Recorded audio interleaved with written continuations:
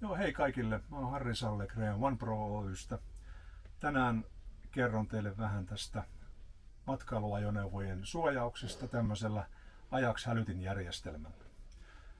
Ajax-hälytinjärjestelmähän on Euroopan suurin, maailman neljänneksi suurin valmistaja, joka on tehnyt tähän asti pelkkiä kiinteistöhälyttimiä, mutta nyt uusimmien innovaatioiden kautta me saadaan niitä myös matkailuajoneuvoihin.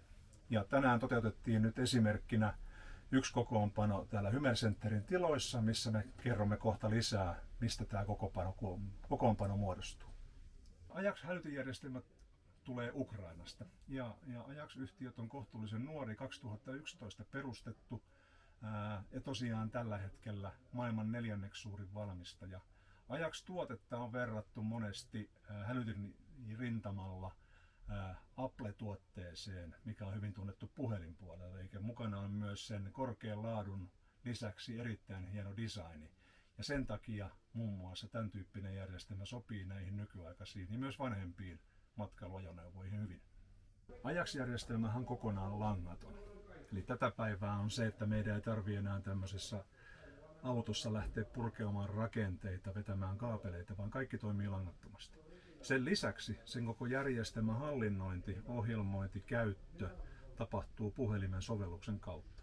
Ja mikä parasta, tämä sovellus on samankielinen kuin puhelimen käyttöliittymä. Eli jos käytätte esimerkiksi suomenkielistä käyttöliittymää puhelimessa, teillä on automaattisesti myös suomenkielinen Ajax-sovellus puhelimessa. Ja tämä sovellus toimii kaikkialla, missä teidän puhelin toimii, ja tämä Ajaxin järjestelmä toimii kaikkialla, missä on GESMI-signaali, mihin se Ajax-järjestelmä pääsee kytkeytymään kiinni. Eli koko Euroopan läpi tai jopa koko maailman läpi.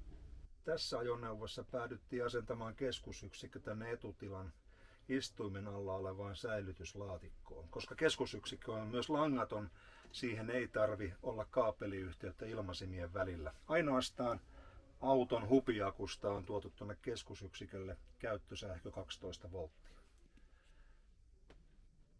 Tämä keskusyksikköhän on hyvin vähäkulutuksinen, eli se vie vain noin 0,03 amperia, eli yhdellä 100 ampperitunnin hupiakulla tuo keskus pysyy virroissa vähintään 3 kuukautta, eli talvisäilytyksen aikana erinomainen vaihtoehto. Tässä ajoneuvossa päädyttiin sitten siihen, että valvotaan kaikki ovet ja kaikki muut luukut ajoneuvon ulkopuoleltakin. Eli ovikoskettimet meillä on magneettikoskettimia, edelleenkin langattomia, ja siinä on lähetinyksikkö vastakappale. Oven aukaisu aiheuttaa sitten järjestelmässä hälytyksen, kun järjestelmä on viritetty. Asukkaat kun on sisällä, me saadaan järjestelmä kytkettyä myös niin, että liiketunnistin ei ole päällä. Ovet on valvottu, eli voidaan liikkua autossa, oven avaaminen aiheuttaa hälytyksen tai luukkujen avaaminen. Meillä on täällä myös sireeni, joka aiheuttaa sitten sen hälytysäänen täällä auton sisällä. Liiketunnistimessa on tässä tapauksessa myös lisäksi kamera. Ja kameran tarkoitus tässä hommassa on se, että kun järjestelmä on viritetty ja tulee hälytys, käyttäjille siirtyy saman tien kuvat puhelimeen. He näkevät välittömästi, mistä on kyse ja mikä hälytyksen on aiheuttanut. Kuvat säilyy valmistajan palvelimella noin 2-4 viikkoa, riippuu ilmaisujen määrästä. Nukkumatilan katossahan meillä on sitten erikseen palovarotin.